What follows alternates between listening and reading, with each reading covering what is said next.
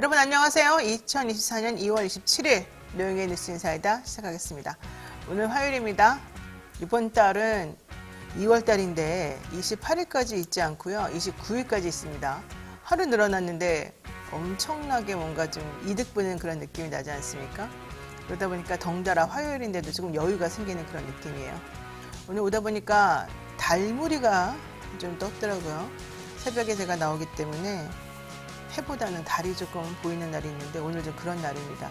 날이 조금 꼬물꼬물하다 이런 느낌도 들긴 했는데 그래도 전체적으로는 희망찬 하루가 시작될 것 같습니다. 자, 영신 여러분, 오늘 방송 내용 간단히 말씀드릴게요. 먼저 이진아 기자와 함께하는 뉴스픽 준비되어 있고요. 이어서 의사당 1번 출구 준비되어 있습니다. 여러분이 좋아하는 청년 정치인들 나와서 또 신랄하게 정확하게 최근 이슈들에 대해서 여러분들과 한번 이야기 나눠봅니다. 신윤기 변호사 그리고 황희도 노무현재단 이사와 함께 최근 정치 이슈 짚어봅니다. 마지막으로 쇼미더 민심 시간에는요. 뉴스모토 이승영 본부장 그리고 박지원 기자와 함께 총선 민심 풍향계 한번 알아보도록 하겠습니다. 생방송 중에 궁금하신 점 있으시면 언제든 댓글 남겨주시고요. 잠시 기다리시면 노영의 뉴스 인사이다 본격적으로 시작합니다.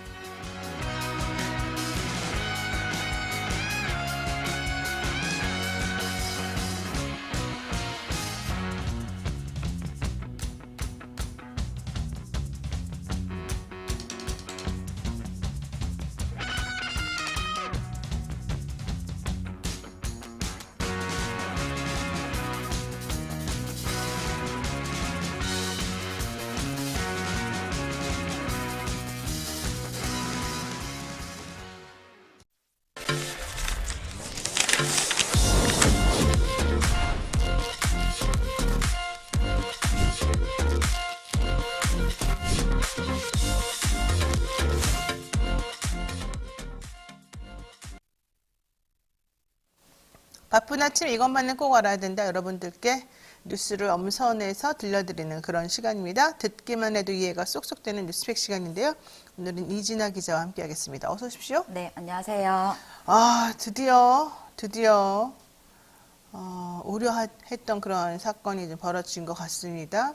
전공이 집단 사직이 일주일 넘어서면서 우려 현장이 지금 붕괴 직전이라는 평균이 나오고 있는데 심정지 환자가 응급실을 찾다가 사망하는 일이 발생했다. 이런 소식이 들려오네요. 네, 어제 대대적으로 전해진 소식인데요. 지난 23일 80대 여성 A씨가 구급차에서 심정지 상태에 빠진 뒤 병원에 도착해 사망한 일이 발생했습니다. 신고를 받고 출동한 구급대원은 A씨를 수용할 수 있는 응급실을 찾기 위해서 지역 내 병원에 연락을 돌렸지만 병원들은 병상이 없거나 전문의가 없다는 이유로 중환자를 진료하기 어렵다면서 A씨를 수용할 수 없다고 답했습니다.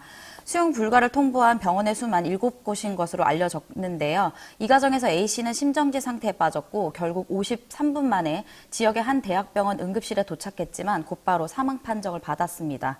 대전 소방본부 관계자는 응급실 뺑뺑이는 아니었지만 전화를 돌리는 중 심정지가 왔다고 설명을 했습니다.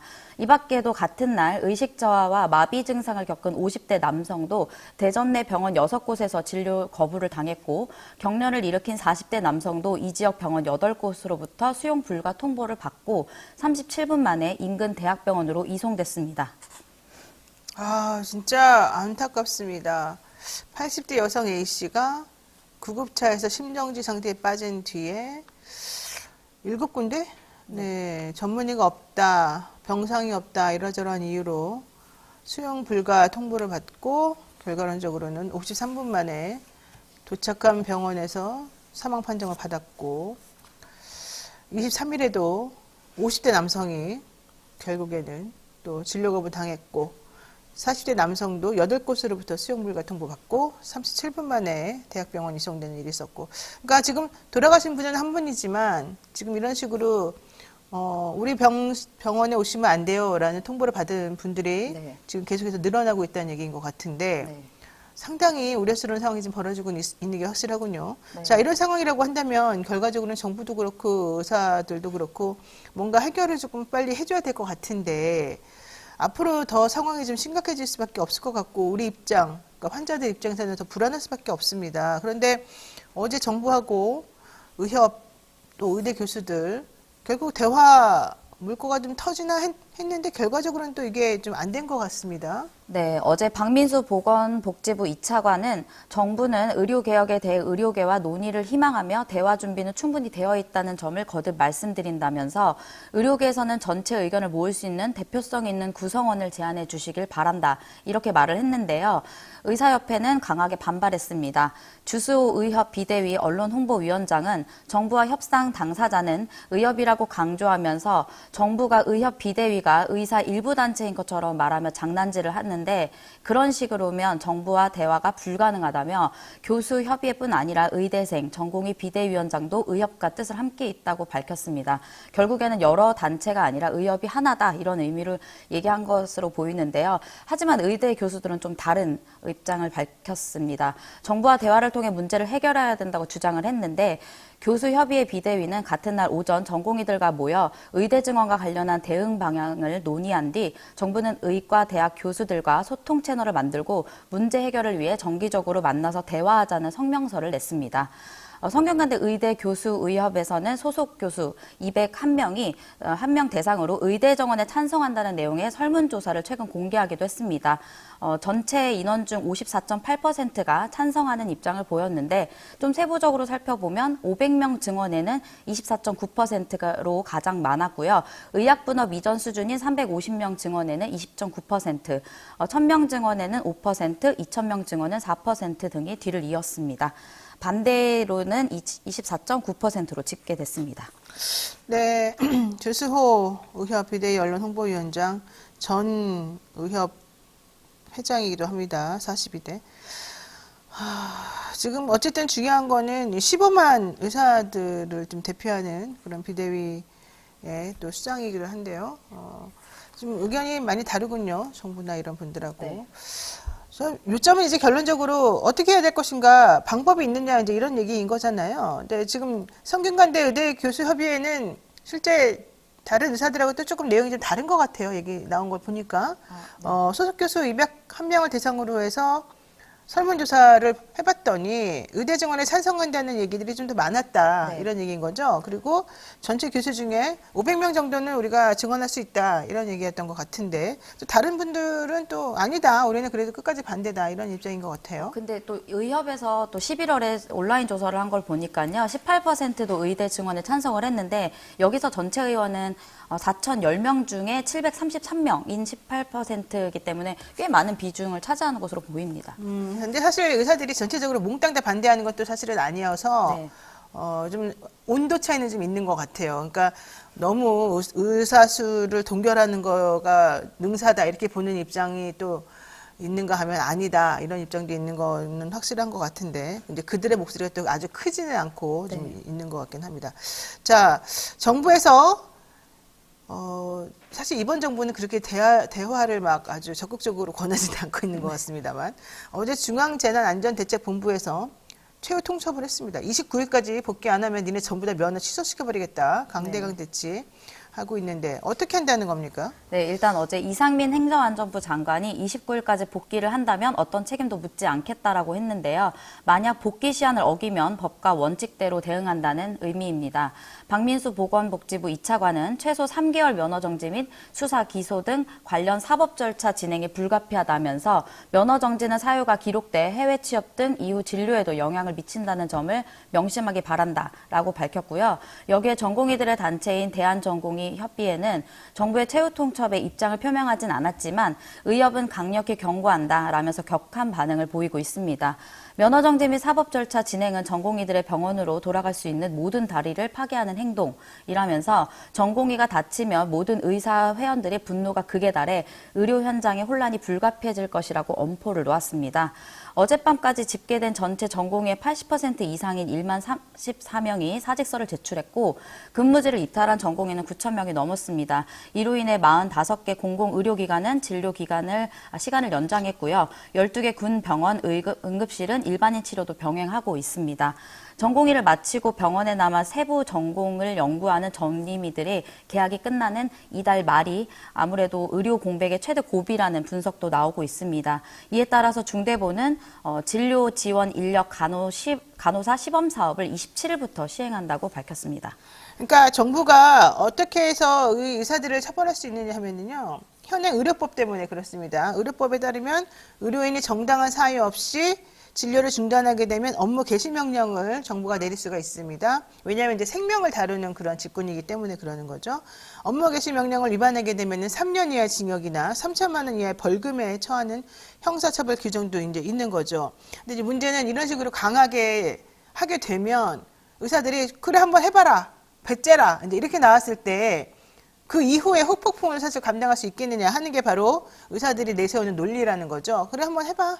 우리도 한번 끝까지 한번 가보겠어. 이러면은 우리가 손 놔버리면 우리 면을 박탈시켜버리면 우리 돌아갈 수 있는 상황이 안 되는데 니네 어떻게 할 거야? 이제 이렇게 된다는 건데요.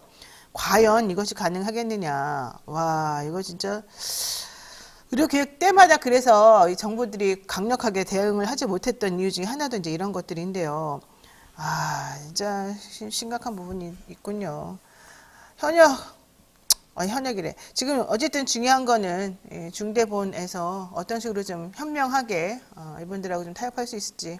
근데 의사 선생님들도 본인들의 이런 밥그릇만 생각하지 마시고 좀 큰 상황을 좀 보시고 국민들의 생명이나 안전 이런 걸 좀 생각해야 될 것 같고 정부도 밀어붙이기만 하지 말고 의사들이 정확히 무엇을 말하는지를 좀 잘 들어봐야 되고 이래야 될 것 같습니다. 업무 개시 명령이라고 하는 것은 지금 의사들한테 그렇게 그냥 한다고 해서 지금 되는 문제가 아니고요. 뭐 구속한다 만다 이렇게 세게 나간다고 해서 그냥 그들이 말을 듣고 이런 상황은 아닌 것 같습니다. 게다가 더 중요한 거는요. 그동안 처벌받은 사례도 없고요. 해석하는 방식도 서로 다르기 때문에 그리고 그동안에 의사분들한테 또 관대하게 해왔던 여러 가지 방식이 있어서 쉽지 않을 것 같아요. 그리고 더 중요한 포인트. 많은 법조인들, 친인척들이 또 다 의사로 전부 다 막 깔려있다는 거. 이건 물론 본질은 아닙니다만 그런 것도 있습니다. 자, 두 번째 이슈 보겠습니다. 지금 여당, 야당 난리가 났습니다. 공천 때문에 아직까지 진통이 있는데요. 여당은 현역 불패 이것 때문에 지금 상대적으로 좀 소음이 적긴 합니다만 이게 김건희 여사한테 고마워해야 된다 이런 얘기 좀 나오고 있죠? 네. 어제 2부 방송의 프라임 1침에서 김진애 전 의원께서도 말씀하셨는데요. 여당 공천은 현역 불패로 기결되는 것은 29일 있을 김건희 여사 특검법 재표결 이탈표에 대한 두려움 때문이 아니냐는 말이 나오고 있습니다. 이런 점 때문에 잡음 최소화에 신경을 쓰다 보니까 공천을 비롯한 비전 제시에 실패를 했다는 지적도 나오고 있습니다. 국민의힘 공천관리위원회가 어제까지 발표한 내용을 종합하면 지역구 의원 90명 가운데 이날까지 공천이 확정된 사람은 절반인 45명인데요. 친윤계 핵심 인사 4인으로 꼽혔던 이들 중에는 앞서 불출마를 선언한 장제원 의원을 제외하고 권성동, 윤한홍, 이철규 의원이 모두 단수 공천을 받았습니다. 윤석열 정부 장관을 지낸 권영세, 박진, 추경호 의원도 무난히 공천을 거머쥐었고요. 정우택, 이종배, 박덕흠 등 충청권 의원 5명도 전날 발표된 경선에서 전원 승리했습니다. 현재까지 컷오프되거나 경선에서 탈락한 지역구 의원은 한 명도 없는데요. 불출마를 선언한 지역구 의원도 장 의원과 김웅, 윤두현, 이달곤, 최준식 의원 등 7명에 불과합니다. 아, 진짜 김건희 여사는 모든은 아니죠. 그들을 많이 살리는군요. 참네요. 저는 이런 상황이라고 한다면은 29일 특검 반대입니다. 예? 특검 제의 반대입니다. 이래가지고 되겠어요? 민주당 국회의원들 이탈표가 오히려 더 많이 날 것 같은데요. 국회의원들 이탈표 하나도 안 나올 것 같은데요. 근데 또 익명이니까 나올 수도 있겠습니다만 거의 안 나오겠죠. 이렇게 되면은 하나 만나가 될 거라서 어떻게 될지 모르겠어요. 솔직히 말해가지고 차라리 특검 하지 말고 특검 제의하지 말고 총선 이후에 힘을 조금 실어줄 수 있도록 표를 좀 모을 수 있도록 국회의원 수를 좀 국민들이 조절할 수 있도록 하는 게 더 낫지 않나 이런 생각까지 지금 하는데 어쨌든 중요한 거 국민의힘 공관위가 어제까지 발표한 내용을 보면은 지역구 의원 90명 가운데 45명 정도가 공천이 확정됐고 권선동, 윤한홍, 이철규 의원 모두 단수 공천 받았고 네. 권영세, 박진, 추경호 의원도 전부 다 공천직은 거머쥐었고 정우택, 이종배, 박덕흠 등 충청권 의원도 경선에서 전원 승리했고 결론적으로는 컷오프 되거나 경선 탈락한 지역구원 한 명도 없고 네. 불출마 선언한 지역구원도 7명밖에 안 되고 이렇게 되네요. 네. 야, 그러면은 국힘은 완전 승리했네요. 예? 핵심 인사들. 예. 그리고 자, 계속 얘기해 주세요. 네, 아직까지 지역구 의원 24명은 경선 중이거나 예정된 상황인데요. 그래서 지금도 사실 그 경선 전화나 문자가 돌아가고 있어서, 뒤에 이제 나오겠지만 보수 과표집이 좀 많이 되고 있는 상황이기도 하고요. 어쨌든 공관위는 현역 의원이 있는 지역구 14곳에 대한 공천 방식이 정해지지 않고 있는데 일부 선거구 확정 지역에 획정 문제가 걸려 있는 곳도 있지만 미정인 지역은 역시 TK 6곳 그리고 PK 3곳, 서울 강남 3구 2곳 등 여당 우세 지역이 대부분입니다. 하지만 이 지역 공천을 뒤로 미루는 이유는 특검법 때문이 아니냐라는 이야기가 나오면서 아무래도 이번 달이 지난 뒤에 결과가 나올 것으로 보입니다. 그래요. 민주당 소식도 보겠습니다. 어제 더불어민주당 고민정 최고위원회 회의에 불참했습니다. 이게 근데 임종석 전 비서실장을 살리려고 하는 그런 행보인 것입니까? 정확히 뭡니까 도대체가? 네, 고최거위원은 최고위 회의 불참은 일요일 저녁이었던 25일에 열린 심야회의에서 당내 공천 파동에 대해서 시스템 공천을 하고 있다라는 이재명 대표 등 친명 주류 쪽의 인식을 확인한 뒤에 이날 최고위 회의에 불참을 한 것인데요. 결국에 이제 고 최고위원은 더는 지도부 회의에 참석하는 것은 무의미하다라고 이야기를 했습니다. 특히 고 최고위원은 라디오에 출연해서 임종석 전 비서실장의 공천을 하지 않으면 안 되는 상황이라고 말을 하면서 결국에는 임종석 전 비서실장에 대한 공천 여부로 인한 갈등으로 풀이가 됩니다. 임 전 비서실장에 대한 공천 여부는 오늘 결론이 날 것으로 보이는데요. 결과적으로 고 최고위원도 이 부분이 해결되면 다시 회의에 참석할 것으로 보입니다. 당 내부에서는 고 최고위원의 행동을 두고 공천 개입이라면서 날을 세우기도 했습니다.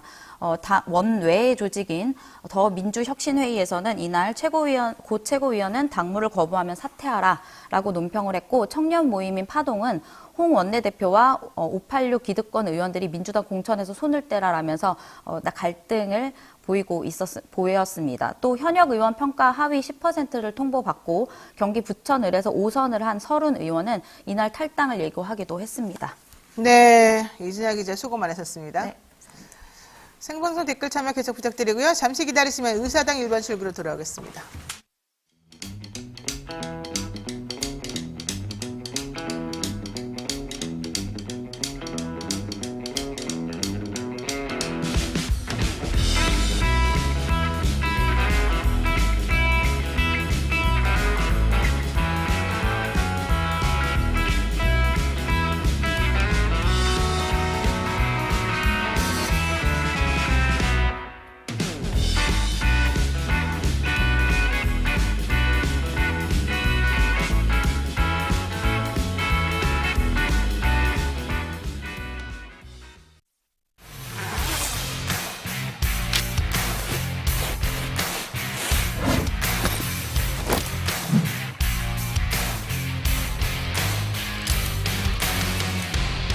주식 평가 방법이 사용되고 있어요.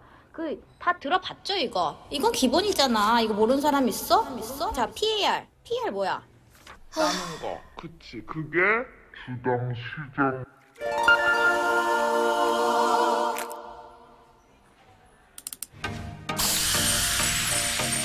걱정 마세요.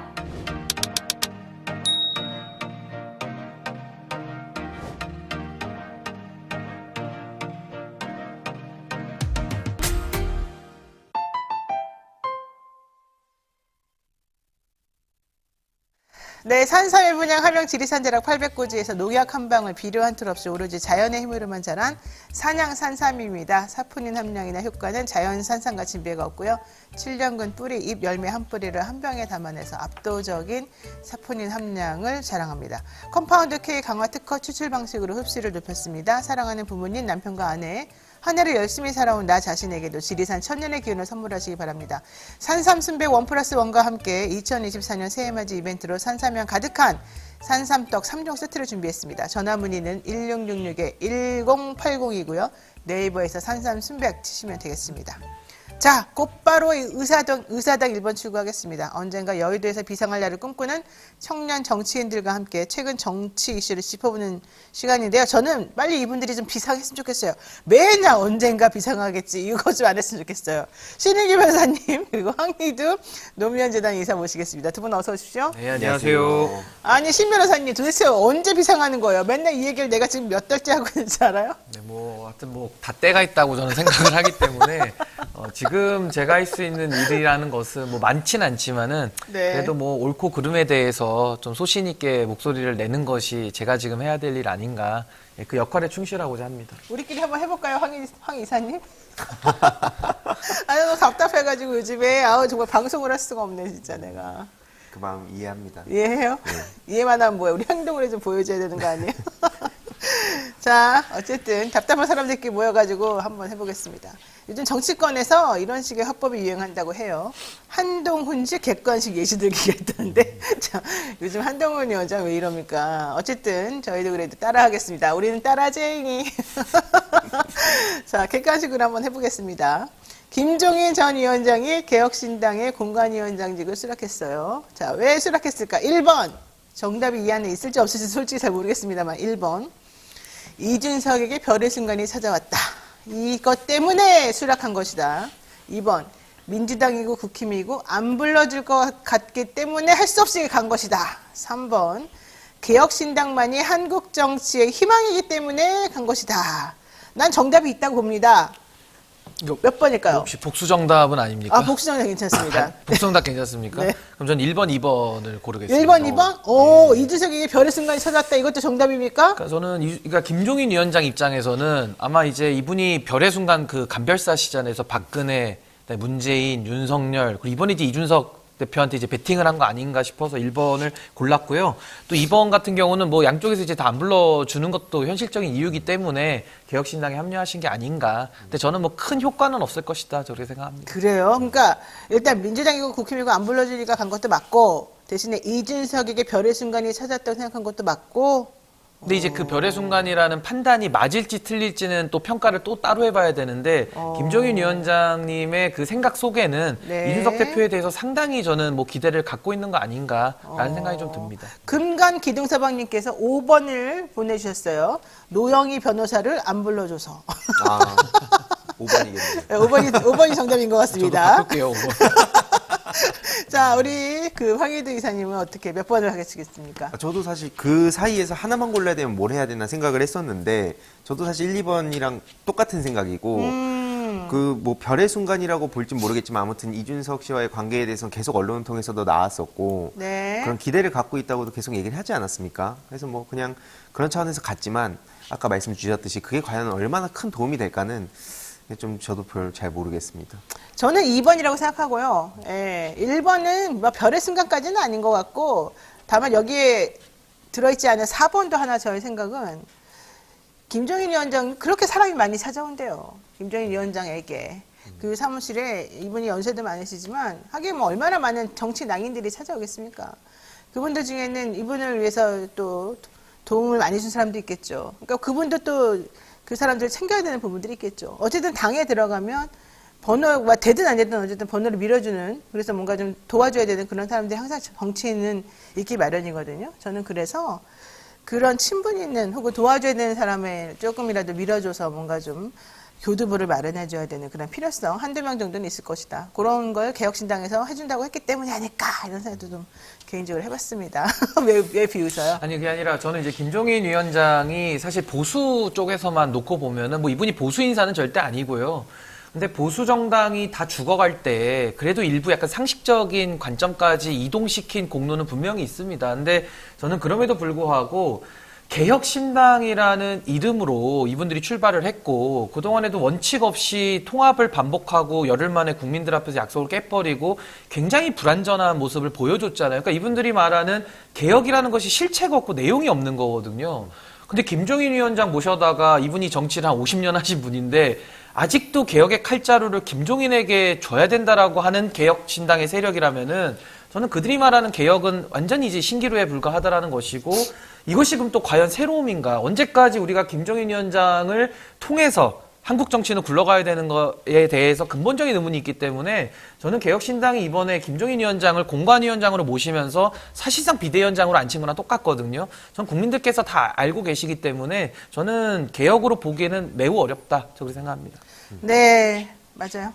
그러니까 실제로 이준석 씨 같은 경우에도 본인이 큰 꿈을 갖고 있다는 건 다들 알잖아요. 그리고 실제로 그런 모습들을 보여주려고 했지만 그 말씀하셨듯이 말도 안 되게 잡탕을 만들어 버려 갖고 본인이 이제 그 소중하게 생각하는 펜코 지지층이 떠나가고 다시 그걸 붙잡았는데 그러고 나서 딱 주위를 보니까 이제 답이 없어진 거죠. 그러니까 이제 부랴부랴 그렇게 모시긴 했지만 결국엔 이걸 다 보시는 사람들이 판단을 하기 때문에 오히려 이건 이준석 씨 입장에서도 큰 실책이라고 생각을 합니다. 개인적으로. 급하니까 네. 모셔왔지만 네. 그러면 그럴수록 본인의 개인적인 역량이 더 떨어지는 거고 그나마 갖고 있던 무기들도 하나씩 계속 없어지는 게 아닌가 그렇게 생각합니다. 그러니까 쉽게 말해서 보수 진보는 이제 지금 양당 결집 체제로 돼 있고 중도에서는 아니면 청년들 표심 이제 여기가 캐스팅 보터로 남아 있고 이제 평가를 보류한 계층인데 네. 아니 누가 김종인 위원장을 보고서 미래를 맡기고 싶겠습니까? 그리고 개혁 신당인데 김종인 위원장이 해야 될 개혁이라 그러면 이미 많이 본 거거든요. 네. 그분이 10몇 년 동안 개혁을 많이 해왔잖아요. 그래서 저는 이미 그 수명은 다한 거 아니냐. 저 그렇게 생각합니다.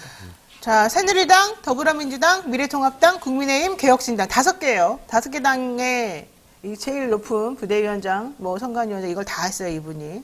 노익장이냐 노역이냐 이러는데 결과론적으로는 득이 되냐 독이 되냐 이 평가만 남아 있습니다. 그냥 한마디로만 하고 넘어가겠습니다. 독이다, 득이다. 독이다, 득이다. 개혁신당 입장에서는 득이 맞다고 봅니다. 개혁신당 지금 득이다. 시점에서. 네, 뭐 그게 100점이냐 50점이냐는 뭐 차치하고 어쨌든 득이다. 없으면 아예 망할 거를 없으면 아예 그나마 좀 망할 이렇게 걸. 미디어에 관심이라도 받게 되잖아요. 관심이라도. 네. 그런 의미에서는 득이다.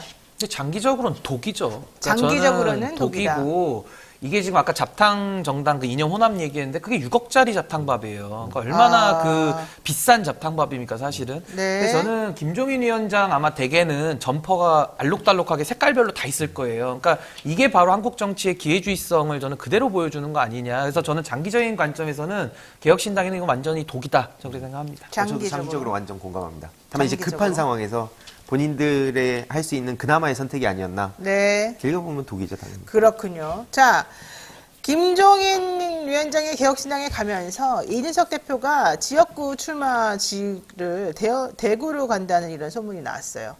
근데 제가 듣기로는 원래 이준석 대표가 노원병은 좀 힘들고 뭐 화성 쪽으로 다시 한번 틀었다가 왜냐면 자기를 지지하는 2030 세력이 새로 운집해 있는 그리고 새로 이제 구가 만들어지는 그곳으로 가려고 했다가 거기에 좀 여의치 않아서 고민을 좀 하고 있다. 비례로 나간다. 막 이런저런 소리를 제가 들었어요. 왜냐면 이준석 대표의 가장 큰 목표는 무조건 원내 진입이거든요. 그런 얘기를 하다가 대구 출마를 지금 틀려는 거 아니냐. 이게 이제 이 김종인 위원장의 이런 제안 때문에 이런 얘기 들었거든요. 대구 출마 혹은 뭐 비례 어디를 될까요? 근데 사실 그 돈과 사랑의 공통점이 있고 거기에 배지까지 저는 세 가지가 다 공통점이 있다고 보는 게 뭐냐면은 다 쫓아가면은 도망갑니다. 그러니까 쉽게 말해서 이준석 대표는 배지를 무조건 달아야겠다라는 국민적 선택을 본인이 지금 전제하고서 모든 걸 꿰맞추고 있기 때문에 다 꼬이는 거거든요. 차라리 이번에 죽든지 살든지 국민들께 내 운명을 맡기겠다라고 하고 원칙을 정하고 원칙으로 지역구도 정하고 나갔다면은 아마 국민들이 살려줬을걸요. 미래의 자산으로 생각하고. 근데 그런 식으로 원칙으로 가지 않고 약간의 그 꼼수나 약간의 그런 뭐 소위 말하는 뭐 전략 내지 잔머리지 이런 걸 자꾸 쓰다 보면은 이제 완전히 그 스텝이 꼬이게 되는데 전 지금 그 상황에 왔다고 봅니다. 그래서 지역구조차도 정하지 못하는데 이 부분은 이렇게까지 지역구를 안 정하고 나간다는 건 상당히 유권자들에게는 오만해 보이거든요. 뭐 어디든 나가도 다 되겠다는 거야? 말 그대로 그 전국구라는 게 비례대표가 아니라 난 어느 지역구든 다트로 딱 찍어가지고 나가면 나는 될 거야라고 보여요. 그래서 저는 지역 주민들에 대한 예의가 일단 아니다라는 생각이 우선 들어서 근데 또 생각해 보면은 이준석 대표 입장에서는 배지를 다는 걸 최우선 목표로 하다 보니까 지역구를 못 정하는 거거든요. 그래서 이게 전 패착이다라고 보고 결론은 아마 김종인 위원장이 왔다라는 것은 제가 아까 공관위원장의 탈을 쓴 비대위원장이다 이렇게 이야기를 했잖아요. 결국에는 이준석 대표를 김종인 위원장이 권위를 이용해가지고 비례로 보내기 위한 이건 하나의 빌드업일 수 있다. 저는 그렇게 생각하고 이렇게 해가지고 만약에 지역구를 뭐 정해서 지금 떨어지려고 나가는 건 아니잖아요. 붙으려고 어떻게든 애를 쓸 텐데 이런 방식으로 지역구 정해가지고는 저는 될 곳은 단 한 곳도 없다. 전 감히 그렇게 말씀드립니다. 지금 비례는 여성분이 135번 가고 남성분이 246번 가잖아요. 가게 되면은 이준석 대표를 2번을 주고 이렇게 간다? 좀 모양새가 좀 빠지지 않아요? 심지어 최근에도 뭐 본인은 비례 갈 일 절대 없다라고 또 네, 본인 그렇게 얘기하잖아요. 얘기했단 말이죠. 그러니까 그래놓고 또 말 잘 바꾸는 게 이준석 씨의 특징이긴 하거든요. 잘 바뀌긴 해요. 그때 그 위기 모면하는 거에는 좀 능해 보이지만 그 이제 그냥 말장난하고 그런 데에선 사람들이 혹할 수 있어도 그 계속 말씀하셨듯이 그런 어떤 철학을 가지고 비전을 가지고 정치를 하는 거냐에 대해선 사실 그렇게 기대한 사람들도 딱히 많이 없습니다. 아, 그래요? 그리고 실제로 지금 그 김해을 쪽도 얘기 나오고 있거든요. 본인이 노무현 대통령 존경한다고. 그러니까 이 신인규 그 변호사님, 위원장님처럼 우직하게 그렇게 가고 사람들한테 결국엔 내 이런 모습을 통해서 내가 어떤 메시지를 전하고 싶은가 이런 모습을 보이는 게 또 노무현 대통령이 보였던 모습이고 거기에 공감을 하고 감동을 했던 건데 저런 식으로 요리조리 빠져나가면서 뭐 비례 사실상 달려고 하는 거 아니야? 이런 얘기 나오는 게 뭐 갑자기 노무현 대통령이 얘기하는지도 모르겠습니다. 그래서 지금 뭐 지역 쇼핑한다는 얘기가 나오고 있고 심지어 그 지지자들마저도 이거 너무 피곤하다. 언제까지 저렇게 간만 볼 거냐. 본인이 그렇게 욕하던 사람하고 똑같은 길 가는 거 아니냐. 이런 반응도 괜히 나오는 게 아니라 봅니다. 근데 그 노무현 대통령 예는 참 들면 안 된다고 저는 보는 게 노무현 대통령은 초선 나갈 때요. 허삼수라고 하는 50의 실세에게 오히려 지역구를 옮겨서 가서 붙어버리거든요. 그러니까 이거는 노무현 대통령의 사례와는 완전히 다른데 지금 이준석 대표는 이제 말로만 그렇게 하는 것이고 전 이번 총선을 통할 이 과정을 통해서 하나 이제 국민들이 알게 되신 것이 이준석 대표의 말이 얼마나 참 공허하냐. 예를 들면 국민 앞에 통합을 약속해놓고 이낙연, 이준석 두 지도자가 손을 잡다가 열흘 만에 깨버리거든요. 이거는 사인 간의 약속도 그렇게 열흘 만에 어기면 그 사람하고는 거래가 안 됩니다. 근데 국민들 앞에 약속을 해놓고서 밥 먹듯이 약속을 뒤집어 버리니까 지금 이준석 대표가 지역구 나가겠다라고 아무리 얘기를 해도 아니 하나를 보면 열을 알고 방금 전에도 말을 안 지켰는데 이 말은 또 어떻게 믿냐라는 게 신뢰를 줘야 되거든요. 그래서 저는 이낙연, 이준석 이 두 분의 정치적인 그런 말의 무게, 그 신뢰에 대한 약속 이런 것들이 저는 많이 좀 흔들리고 있다. 그래서 이준석 대표가 아까 제가 말씀드린 대로 배지를 달겠다라는 것을 지금 최우선 목표로 하고 있기 때문에 그렇다면 시간이 지날수록 당세가 확장이 안 된다면은 지금으로서 비례밖에 가는 방법 말고는 없거든요. 그래서 또 한 번 말을 바꾸면서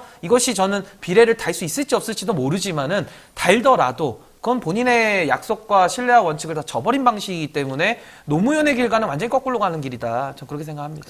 그러니까 그 개혁신당이 좀 애매한 게 지금 보세요. 개혁신당에 들어가 있는 수많은 의원들 이게 지금 3번을 안 달고 지금 현재 더 확장이 안 되면 뭐 4번, 5번 정도로 될 텐데 그런데 거기에 가장 1등 공신들은 이준석 대표이기도 하겠지만 사실은 국회의원들은 또 본인들이라고 생각할 거란 말이에요. 내 의석이 얼마나 중요한데 그쵸. 이렇게. 근데 그분들이 지금 현재 지역구로 나간 사람도 물론 있겠지만 자기네들도 만약에 지역구 나가서 좀 까리까리한 사람들 같으면 나도 번호 줘 막 이러면서 서로 이제 막 싸울 가능성이 좀 높단 말이죠. 게다가 이준석 대표는 이낙연 대표한테 갈라서게 된 결정적 계기가 모두 다 지역구 나가서 했다가 갈라서게 됐다는 게 주장인 거잖아요. 근데 본인들은 이제 이낙연 대표 쪽 떠나고 나니까 우리는 그러면은 다 비례로 나갈 거야. 이렇게 하는 것도 좀 애매하고 그렇다고 해서 우리가 지역구 나갈게 하기도 좀 애매해요. 왜냐하면 지역구에서 표 얻기가 사실 쉽지가 않거든요. 그럼 되게 복잡할 것 같아요. 이거 제가 개혁신당에 대해서는 세 가지로 문제를 좀 정리할 수가 있는데 첫 번째 가장 중요한 문제가 뭐냐면은 일단 이 개혁신당의 정체성이 없어요. 그러니까 보수냐 진보냐가 아무리 없어졌다 그래도 이제 와서는 또 이낙연 대표는 진짜 민주당 한다 그러고 또 이준석 대표는 또 보수 얘기를 또 쓰더라고요. 네. 그러니까 도대체 보수 정체성을 가진 사람이 상황에 따라서 내 정체성이 없었다가 있었다가 이게 될 수가 없는 거거든요. 그래서 저는 정체성이 없다. 그리고 인물의 문제에서는 그 당 안에 들어있는 분들이 보수당에서 떨어져 나오고 또 민주당에서 의원들이 되고 나왔어요. 한 4-5명 정도가. 이분들이 결합해가지고 새로운 정치를 해보겠다. 아니 기존에 정치 해오던 사람들이거든요. 그러니까 전혀 새롭지가 않다는 인물의 문제가 있고 마지막으로 전 이게 제일 중요하다고 보는데 개혁신당인데 내용이 없어요. 근데 내용이 없다 그러면 바로 반박이 나오는 게 무임승차 노인들 폐지시켜야 된다. 그리고 뭐 여성들 뭐 희망복무제 해가지고 군대 보내야 된다. 뭐 이런 거거든요. 개혁의 과제가 노인복지라고 하는 그 어르신들 우리나라 노인빈곤율이 세계 최고인데 이분들 더 정말 금전적으로 어려우신 분들이 지하철 타시거든요. 근데 이분들에 대한 복지를 회수하는 방식으로 개혁하겠다? 네. 이 방식에 누가 동의합니까? 그러니까 내용까지도 잘못돼 있기 때문에 정체성과 인물과 내용 이게 다 안 맞으니까 이제 김종인 위원장 와가지고 수혈하겠다는 거거든요. 이게 안 된다는 저는 그 판단을 국민들이 이미 하셨다 이게 봅니다. 저는. 그러니까 76세 이상 노인 2명 중 한 분이 빈곤층이거든요. 근데 그런 분들은 온라인에 본인이 그렇게 좋아하는 팬코나 이런 데에서 의견도 표출 못 합니다. 그렇죠. 그러니까 이제 그런 분들의 목소리가 상대적으로 가려지고 그런 상황에서도 계속 자기는 아득바득 우기고 있는 거 아니에요. 그러니까 저런 식으로 하니까 좀 일부 본인 지지하는 사람들은 좋아할지 몰라도 이게 다 선거철에 다 평가를 받게 돼 있다 봅니다. 이준석 대표는 70살이 안 올 것 같이 생각하겠지만 좀 있으면 옵니다, 본인도. 자, 요 얘기도 해보겠습니다. 국민의힘 첫 경선 결과가 주말 저녁에 발표가 됐는데요. 지역구 현역 의원들 35% 페널티 받고도 다 이기고 막 국민의힘은 대단합니다. 그렇지만 대통령 참모 타이틀 다른 사람들은 다 실패했다. 이런 얘기 나오거든요. 결국 김건희 여사가 살린 게 첫 번째, 두 번째는 결국 현역 불패, 뭐 이런저런 얘기가 나오고 있습니다. 전체적으로 평가를 한번 들어보고 싶습니다. 뭐 조용한 공천이라고 하면서 상당히 좀 자랑을 많이 하던데 그냥 국민의힘은 무변화. 그리고 이제 그 더 이상 생명력을 잃어버린 정당의 모습을 그대로 보여주고 있다라고 저는 생각을 합니다.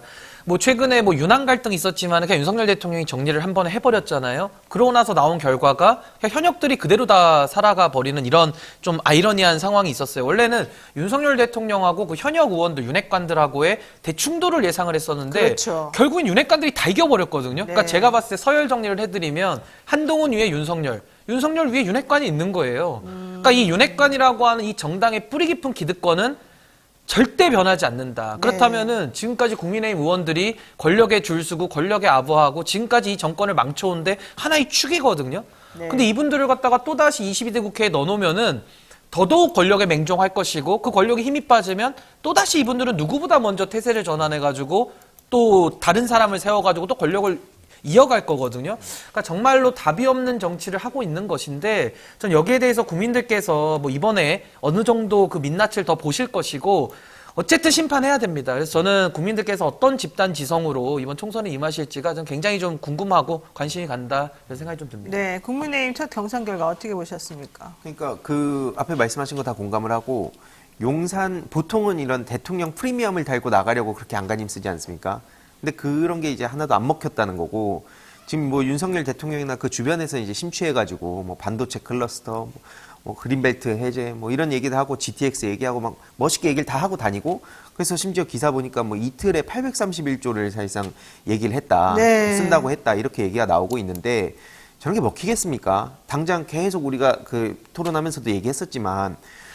일반 서민 중산층들의 주머니가 증명하는 거거든요. 아무리 저들이 막, 뭐 윤석열, 뭐 오빠 짱 잘생겼어요. 이런 기사로 한다고 해서 도움이 되는 게 아니라 오히려 비호감만 삽니다. 근데 그런데 지금 대통령실 출신이라고 하면 뭐 일부 좋아하는 사람도 있겠습니다만 뭐 그건 먹히지도 않고 기존에 결국엔 그 지역에서 정치를 하던 사람들이 또 뭐 뒤에서 이제 피 튀기는 경쟁을 하고 있던데 다른 지역들도 다 비슷할 거라 봅니다. 근데 군사보호구역 해제하고 우리 대통령이 여의도 면적이 막 117배인가 뭐 이렇게 넘는 엄청난 면적을 다 막 풀어주고 그린벨트도 해제해주고 민생 토론이라고 하면서 막 일주일에 몇 번씩 다니시면서 벌써 열 몇 번째 하고 있잖아요.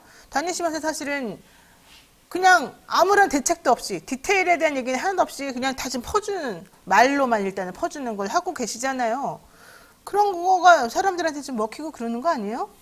그러니까 뭐 선거 때 영향이 없진 않고 네. 그게 이제 보통의 여당들이 뭐 많이 썼던 이런 방법들이긴 한데 윤석열 대통령은 좀 심하죠. 네. 심하고 아무 두서나 정리가 안 된 상태에서 말이 먼저 앞서기 때문에 많은 혼란을 지금 가져오는 건데요.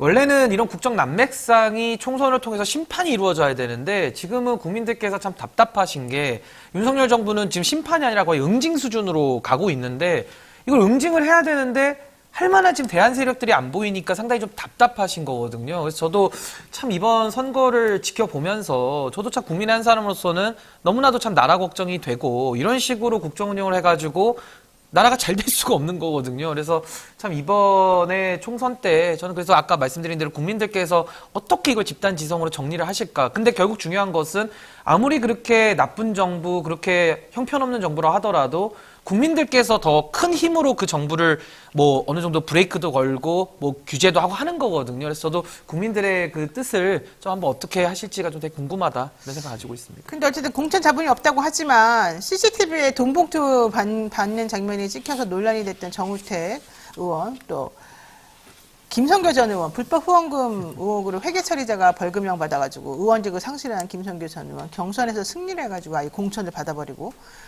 강승규 전 수석 대통령 시계 살포했던 의혹 있었던 분 아니에요? 선거법 위반.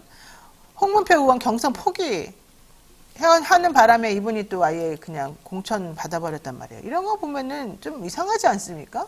매우 이상하고요. 그 네. 홍문표 의원 같은 경우에는 어제 뭐 아직 확정이라는 기사는 아닌 것 같은데 무소속으로 지금 나갈 수 있다는 얘기가 또 나오고 있습니다. 그러니까 사선인데. 네, 사선인데, 그러니까 그 안에서도 지금 일시적으로 그 잡음을 없애는 것처럼 그렇게 포장을 해주고 있지만 이게 튀어나올 수밖에 없거든요. 특히 시간이 지나면 지날수록. 그래서 저런 식으로 일시적인 꼼수 부리면서 넘어가려고 하는 거는 그러니까 차라리 그냥 뚫고 가면 어쨌든 다시 3월 정도 되면은 본격적으로 그 지역의 공약이라든지 뭐 인물로 승부를 보게 될 텐데 뭐 저렇게 무리하게 덮나 싶습니다. 그렇죠. 자, 어쨌든 중요한 건 이거 같아요. 쌍특검법 재표결 때문에 이런 식으로 지금 하고 있는 거 아니냐. 29일 쌍특검법 재표결이 있거든요. 이거 이렇게 강행하다가는 결과적으로는 국민의힘에서는 현역 의원들 불패된 게 이것 때문에 그러는 건데 할 필요가 있느냐 이런 생각부터 사실은 결국 국민의힘에서는 이탈표 안 나오고 오히려 민주당에서 이탈표가 더 많이 나올 것 같은데 이러려면은 뭐 하려고 패트에 올리고 그렇게까지 고생했느냐 이런 얘기도 나오거든요. 근데 저는 이 쌍특검법 관련해서는 이게 사실 수사에 관한 부분 아닙니까? 물론 대통령이 자신의 가족에 대해서 거부권을 쓴다는 것 자체가 저는 문제라고 지적을 했고 있을 수 없는 일이죠. 그래서 국회로 공이 넘어왔는데 이거를 관례대로 처리하면 되거든요. 근데 그때 당시 이제 공천 과정을 앞두고 있었기 때문에 뭔가 국민의힘에 균열이 생기기를 기다렸던 걸로는 추정이 됩니다만은 모든 그 법이라는 것이 특히 이런 수사에 대한 업무가 그렇게 정치적으로 고려된다는 것 자체가 국민들께는 정략적으로 보이는 겁니다. 그래서 저는 사실 민주당이 당시에 뭐 권한쟁의를 얘기하고 좀 그건 말이 되지 않는 얘기들인데 국회에 따른 절차대로 처리를 안 하다 보니까 지금 이 상황이 온 거거든요. 그래서 저는 지금이라도 저는 그럼 재표결을 빨리 붙여서 저는 승부를 보는 게 맞다. 왜냐하면 여기에 대해서 만약 국민의힘이 거부권을 옹호하잖아요. 그러니까 부결을 시키잖아요. 그 자체를 정치적 책임으로 돌려야 되는 겁니다. 그리고 여기서 만약 특검법이 통과가 되면 빨리 특검을 구성해서 그래도 총선 전이라도 어느 정도 그 실마리라도 밝히고 총선에 들어가는 게 맞거든요. 그래서 저는 이런 수사 사안에 대해서는 최대한 민주당도 정략적인 고려를 좀 빼버리고 저는 원칙 그대로 하는 것이 맞고 국민의힘 안에서도 물론 지금 가만히 보시면은 이거 이제 다 국민의힘이 안정 찾았으니까 다 부결할 것 같잖아요. 또 그렇지 않습니다. 이게 무기명 투표이기 때문에 표결을 붙이는 것이 저는 순리에 맞다. 저 그렇게 생각합니다. 어떻게 생각하세요, 이 의견에? 뭐 그렇게 가면 좋은데 또 일각에서는 어차피 쟤네들이 거부권 할 거 아는데 뭐 너네도 쇼하는 거 아니냐 또 이런 딜레마들이 또 있어가지고 여러 가지 좀 고려를 하고 있는 것 같고 저도 뭐 말씀 주셨듯이 뚫고 가는 게 맞다고 봅니다. 그리고 그 이탈표라든지 이런 것도 나올 텐데 근데 중요한 건 뭐냐면은 지금 민주당도 지금 결코 또 좋은 상황은 아니기 때문에 그런 점에서 사람들이 제일 우려를 하고 있다. 그래서 좀 빨리 결단 내리고 이번에 뭐 29일에 한다고 했으면 그대로 뚫고 가서 그걸 볼 필요가 있다 봅니다. 그래요. 오히려 안 하고 좀 넘기는 건 어때요? 그건 옳지 않아요? 근데 또 이제 이렇게 얘기를 해놓은 상태인데 계속 이런 게 또 선거 앞두고 막 또 질질 끄냐 뭐 고려하냐 이런 얘기를 또 비판을 또 받게 될 테고 언론은 또 그럼 그걸 또 조명해서 아마 보도를 할 것 같아서 일단 뭐 물론 내부에서 충분히 고려는 하겠지만 저는 개인적으로 지금 이렇게 얘기를 한 만큼 뚫고 가는 게 맞다 봅니다. 아니 그리고 이거를 넘겨버리면 그게 국민의힘이 지금 가장 원하는 거 아닌가요? 국민의힘이 특검법을 총선 이후에 처리하자라고 조선일보부터 노래를 네, 불렀던 대로 그렇죠. 지금 되는 거기 때문에 네. 저는 가장 아쉬운 것은 원칙대로 그냥 해버렸으면은 뭐 결과에 어떻게 될지 모르지만 전 결과도 오히려 더 좋았다라고 보는데 지금은 원칙대로 안 하다 보니까 더 스텝이 꼬여버리고 더 어려운 상황이 됐지만 그래도 지금부터라도 저는 순리대로 가고 원칙을 말하는 쪽이 전 더 국민들의 뜻에 부합하지 않는가 저 그렇게 생각합니다. 네. 자, 민주당 공천 지금 친명계는 다수가 단수 공천 받았다. 비명계는 경선에 나서게 됐다. 이러면서 지금 반발이 상당하고요. 고민정 최고 같은 경우는 나 최고위원회에 갈 필요도 없다 이러면서 지금 크게 반발하고 있습니다. 임종석 실장 빨리 해결하라 뭐 이런 얘기도 나오고 홍익표 원내대표도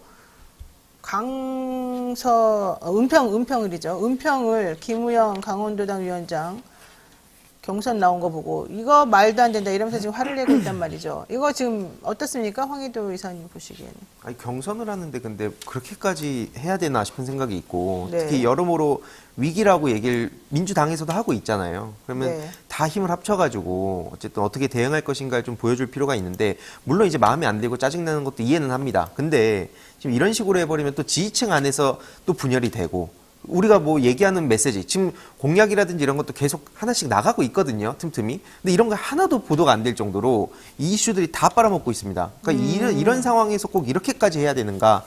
예, 결국엔 또 잡음이 나올 수밖에 없는 거 아닙니까? 네. 왜냐면 조용하면 조용한 대로 좋은 게 결코 아니기 때문에 어느 정도의 잡음은 예상을 했었지만 지금 이런 식으로까지 해야 되나. 그래서 중성동구 갑은 오늘 뭐 결과가 나온다고 하는데 네. 좀 빨리 이것 좀 국면 넘어갔으면 좋겠습니다. 정말 답답합니다. 그 임종석 실장에게 공천 주는 건 맞아요? 저는 개인적으로 집에 가셔야 된다 생각합니다. 뭐 하시는 거예요, 이게 계속. 그러니까 이게 뭐 네. 한동훈 위원장도 계속 나와라 하면서 계속 네, 그걸 네. 도발하면서 본인 키워드로 쓰고 있지 않습니까? 물론 이제 그러다가 뭐 하문경 씨 등으로 또 여러 가지 비판을 받고 있긴 한데 그 안에서도. 근데 어쨌든 이런 식으로 가는 건 아니라고 생각합니다. 네, 어떻게 보십니까? 저는 뭐 민주당의 지금 공천의 잡음은 뭐 원래 이 정도의 잡음은 늘 있어 왔던 네. 건데 지금 상대적으로 커 보이죠. 그냥 비교 평가가 되기 때문에. 근데 민주당 공천의 가장 큰 문제는요. 반성과 성찰이 전혀 보이지 않는 그냥 무컨셉 공천이에요. 그래서 이재명 대표와 그동안 좀 가깝거나 뭔가 이렇게 평가가 좀 이렇게 유착돼 있다고 보시던 분들이 타진 단수로 받고 있는데 가장 단적인 예가 지도부가 지금 다 올 단수 공천 받아서 거의 다 살아남은 상황이거든요. 그럼 그동안에 우리가 민주당 무능하다는 얘기를 많이 했어요. 잘 못 싸운다. 근데 그 지도부가 다 그냥 합격점을 받아버리는 이런 상황들이 국민들 보시기에는 이분들 또 들어가는구나. 그럼 또 무능하겠네? 그럼 또 변화가 없겠네? 이런 절망감이 좀 있는 거거든요. 네. 저는 제가 보수정당에서 나왔습니다만은 그래도 이번 총선에서는 보수정권 이거 심판 받아야 되는 겁니다. 저는 심판을 넘어서 응징 정도의 무서움을 저는 보여줘야 된다고 생각하는데 그러기 위해서 민주당이 좀 잘해야 되거든요. 근데 국민들의 뜻을 받아 안아야 되는데 그걸 받아 안지 못하고 지금은 지도부까지도 이렇게 흔들리는 이런 모습을 보이는 것은 매우 국민들께는 실망스러운 모습일 것이다. 저 그렇게 생각합니다. 지금 이수진 그 예. 답답한 거는 뭐 저도 충분히 이해를 하는데 네. 그 예를 들어서 또 너무 과한 측면도 있는 게 뭐냐면요. 뭐 친이낙연계로 불린 이계호 의원, 전남 그 네. 담양 쪽 네, 이쪽인데 딴 쪽, 갑자기 뭐 친명이 돼 있고 네, 그리고 뭐 김영진 의원도 7인회 중에 뭐 이탈했다 그러면서 또 언론이 좀 재미도 봤었어요. 그렇죠. 근데 갑자기 또 거기도 또 또 친명이 친명이 돼 돼 있고 있죠. 예. 그리고 그 김지호 그 분당 쪽 예. 그분 같은 경우에도 지금 이제 그 사실상 떨어진 상황이라고 보는 게 맞는데 네. 그런 것들에 대해서 왜 그렇게 주목을 안 하나? 그런 건 좀 너무 그러니까 과하게 비판을 하게 되는 거 아닌가? 뭐 그런 생각도 좀 듭니다. 그러니까 언론이 사실은 공정하지 않다 네. 이런 얘기도 해볼 수 그러니까 있겠네요. 이때다 저때다 하면 갑자기 치명이 돼 예, 있어요. 뭐든지 다 그냥 네. 또 단수 받으면 다 단수 치명. 받으면 다 치명이 네. 돼버리는군요. 게다가 지금 또 이수진 의원 같은 경우에 계속해서 지금 말을 막 쏟아내고 있는 중인데 김병기 의원 공간이 간사인데 또 뭐 돈이 건네졌네 어쩌네 이러면서 지금 의혹을 제기를 했습니다. 이런 의혹 제기 이거 좀 이 시점에서 상당히 조금 문제인 것 같은데 괜찮습니까? 아니 그 두 번 생각하고 말하라고 페이스북에 글을 남기셨더라고요. 특히 공직선거법이 또 되게 세기 때문에 그러니까요. 판단을 잘해야 되는데 이수진 의원 같은 경우에 지금 보면 그러니까 단순히 뭐 생각이 다르다거나 저는 민주당에 있다 하더라도 노선이 다른 건 충분히 필요합니다. 네. 우리가 평소에 얘기한 게 자유와 다양성이기 때문에 저는 정말 어지간한 주장들은 다 할 수 있다 보고 그걸 품어야 된다고도 생각해요. 근데 유권자들의 그 문자에 대응하는 거 보면서 전 매우 실망했습니다. 전 개인적으로 정치할 자격이 없다고까지 생각을 한 게 뭐 반말로 얘기하고 이재명 대표를 욕한다고 뭐라 한 게 아닙니다. 이게 누가 됐든 간에 뭐 반말로 대답하고 막 감정 막 쏟아내고 네. 이런 식으로 하는데 뭔 정치를 한다는 겁니까? 그래서 저는 그분도 집에 가실 때가 되지 않았나. 가실 때가 됐다. 네. 싹 다 이번 차제에 다 보내야 다 됩니다. 정리해야 진짜. 된다. 정리가 많이 필요합니다. 네, 마지막 이 이슈 하나 보겠습니다. 신장식 변호사가 조국 신당 1호 인재 영입이 됐거든요. 조국 신당 어떻게 될까요? 저는 뭐 조국 신당 자체가 일단 떴다방 정당의 성질을 가지고 있고 떴다방 뭔가의 그 정당. 메시지가 사실은 그 민주당이지 못하는 그 메시지를 담고 있기 때문에 저는 뭐 양면적인 측면이 분명히 있다고 보고요. 그래서 저는 지지도가 일단은 지금 유의미하게 좀 나오는 거 아니냐. 그러니까 쉽게 말하면 민주당에서 조국 신당이 정도 말하는 정도의 그 강력한 응징의 메시지를 좀 내야 된다는 게 국민들의 뜻인 것 같고요. 다만 조국 신당은 조국 전 장관의 소위 말하는 개인의 그런 사법적인 그 문제를 정치의 영역에 와서 푸는 거기 때문에 이 부분은 국민들께서 매우 동의하기는 좀 어렵다. 그리고 신장식 변호사에 대해서는 이분이 아마 그 방송을 하시면서 굉장히 인지도가 높아지시고 하셨지만은 지난 총선에서는 본인의 여러 가지 그 개인적인 문제로 그 비례대표 사퇴를 스스로 했던 분이거든요. 근데 이제 와서 또 공직에 나간다고 한다면은 거기에 대한 국민들의 평가는 그렇게 좋을 수는 없을 것이다. 저 그렇게 생각이 듭니다. 네. 뭐 이제 충분히 그런 점들을 고려를 해서 이제 앞으로 뚫고 나가겠다. 그래서 그거는 이제 평가의 영역으로 가는 건데 특히 지금 그러니까 진보 진영에서도 많이 흔들리고 있거든요. 기존의 정의당의 역할이 사실상 무력화되고 특히 노회찬의 정의당을 기억하는 분들 그분들한테 우리가 다시 그 깃발을 꼽아서 증명을 하겠다 이런 상황이기 때문에 그 하나씩 좀 이제 보면서 평가할 대목이 아닌가 싶습니다. 내일 신재식 변호사가 저희 방송 출연합니다. 내일 방송 나오니까 여러분들 많이 애청해 주시고요. 조국 전 장관은 그렇게 말했죠. 다른 방송 나오셔서 내가 하루를 국회의원을 할지 6개월을 할지 잘 모르겠다. 하지만 일단 하는 동안 열심히 해보겠다 이런 얘기 했습니다.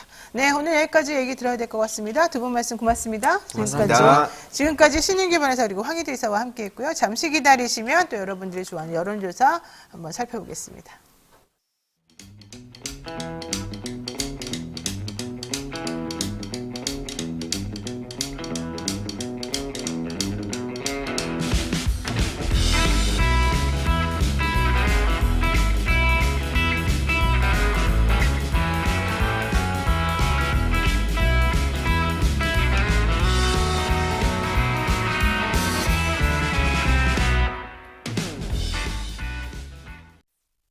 매일 10시 1시간만 투자하면 내 계좌도 10배거. 계정하자마자 급등? 따라잡아도 되나? 1분 대기조 점상이 답변해줍니다. 바쁜데 특징 중? 언제 공부해? 1시간만 투자하세요. 점상이 정리해줍니다. 단기로 치고 빠질 종목 없나? 매일 오전 10시 점상이 골라줍니다. 매일 오전 10시엔 점상을 잡아라. 유튜브에서 점상 시크릿을 검색하세요. 네, 매주 화요일 쇼미더민심 여론조사를 통해서 민심을 알아보는 그런 시간입니다. 총선 전 민심 어떻게 나타났을까? 이승영 뉴스마트 본부장 그리고 박주용 정치부 기자 함께하겠습니다. 두 분 어서 오세요. 안녕하세요. 쇼미더민심 뉴스마트 의뢰로 미디어토마토에서 실시한 여론조사로 한 주간의 여론 동향을 파악해보는 그런 시간입니다. 윤석열 대통령의 국정 운영 평가 어떻게 나왔는지 한번 살펴보겠습니다. 네, 긍정이 40.2%, 부정이 56.8% 이렇게 나왔네요. 어쨌든 지난번보다는 조금 떨어지긴 했습니다만. 네, 오차 범위 되네요. 내입니다만 지난주 대비 긍정은 한 2.1%포인트 떨어졌고 부정은 네. 6%포인트 올랐습니다. 구체적으로 좀 내용을 살펴볼까요? 이게 패턴은 유사합니다. 그러니까 20대에서 50대까지 한 20%에서 30% 지지율 보이고 네. 60대하고 70세 이상에서는 한 50% 지지율. 그 지역별로는 이제 TK 지역 제외하고 모두 부정이 앞서는 그런 패턴을 보이고 있습니다. 자, 좀 설명 좀 더 해주세요, 우리 박 기자님. 네, 현재 보면은 이번에 지지율이 계속해서 중도층 지지율 좀 주목해 볼 필요가 있는데요. 중도층 지지율은 계속해서 여전히 60%대에 머물러 있는 경향을 보이고 있습니다. 중도층에서 이제 긍정평가 응답이 32.0%가 나왔고 부정평가 응답이 63.8%로 나왔는데요. 제가 중도층을 주목하는 이유가 윤 대통령의 지지율이 뭐 최근에 들어서 40%대로 상승했다 이런 분위기가 나오고 있는데 그런 상황에서도 중도층 지지율은 거의 30%대로 약간 30% 초반에서 중반으로 계속 오가는 상황이었거든요. 그러니까 현재 이번에 다가오는 총선에서 중도층의 표심이 굉장히 중요한데 이 중도층 표심은 아직까지 정권에 우호적이지 않다. 좀 이렇게 볼 수 있을 것 같습니다. 그러니까 지금 이번 주까지는 국민의힘 경선이 이뤄지는 지역구 등에서 당원들에게 투표 종료 전화 문자가 가고 있다. 그래서 국민의힘이 컨벤션 효과를 가질 것이다. 이게 지금 저희가 생각하는 그런 보수 가표집 얘기에 대한 대답이긴 합니다. 어쨌든 이번 조사는 뉴스마트 의뢰로 미디어토마토가 지난 24일부터 25일까지 이틀간 만 18세 이상 전국 성인 남녀 1,010명을 대상으로 실시했고요. 표본오차는 95% 신뢰 수준의 플러스 마이너스 3.1%포인트였습니다. 휴대전화 가상번호를 활용한 무선 ARS 방식으로 진행이 됐고요. 응답률은 7.1%로 집계가 됐습니다. 자세한 내용은 중앙선거여론조사심의위원회나 서치동 홈페이지를 참조하시면 될 것 같습니다. 어쨌든 중요한 거 좀 전에 우리 박 기자가 말씀입니다만은 정권 심판론이 그대로 작동하고 있다. 이렇게 봐도 되는 겁니까? 여전히 유효하다고는 볼 수 있지만 추세상으로는 좀 예전보다는 그 강도가 좀 떨어졌는데 다른 것보다 저는 이 말씀을 좀 드리고 싶어요. 이번에 네. 총선 투표하시는 분들, 특히 중도층 분들한테 드리고 싶은 말씀은 지난 1년 한 10개월 동안 윤석열 정권이 출범하고 나서 1년 10개월 동안 무엇을 과연 했는지 한번 분야별로 한번 잘 생각을 해보시라. 경제 같은 경우에 지난해 우리나라 경제 성장률이 1.4% 했습니다. 이게 뭐냐면 IMF, 그다음에 금융위기, 그다음에 코로나 때를 제외하고는 역대 최저예요. 네 번째로 최저입니다.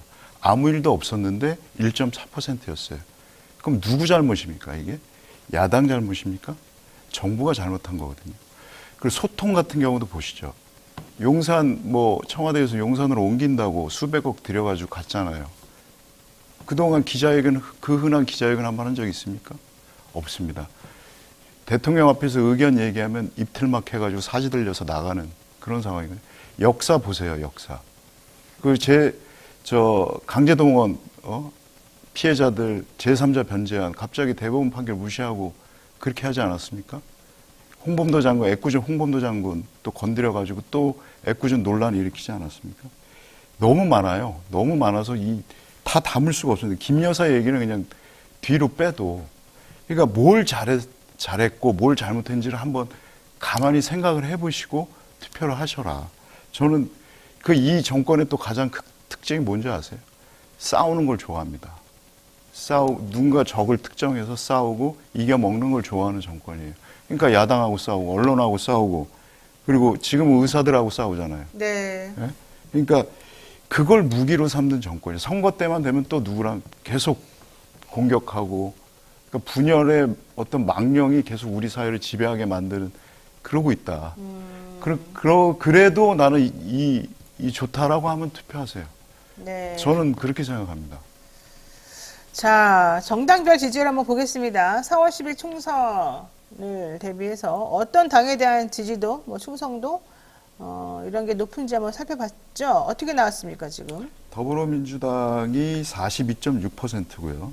국민의힘이 40.0%, 개혁신당이 4.0%, 없다 3.9%, 기타 다른 정당 3.7%, 녹색정의당이 1.1% 나왔네요. 새로운 미래가 2.9%. 지난주 조사하고 다른 거는 새로운 미래가 합류했습니다. 이 조사에 합류를 했고, 왜냐하면 순식간에 또 개혁신당하고 쪼개지는 바람에 새로운 미래가 합류했고요.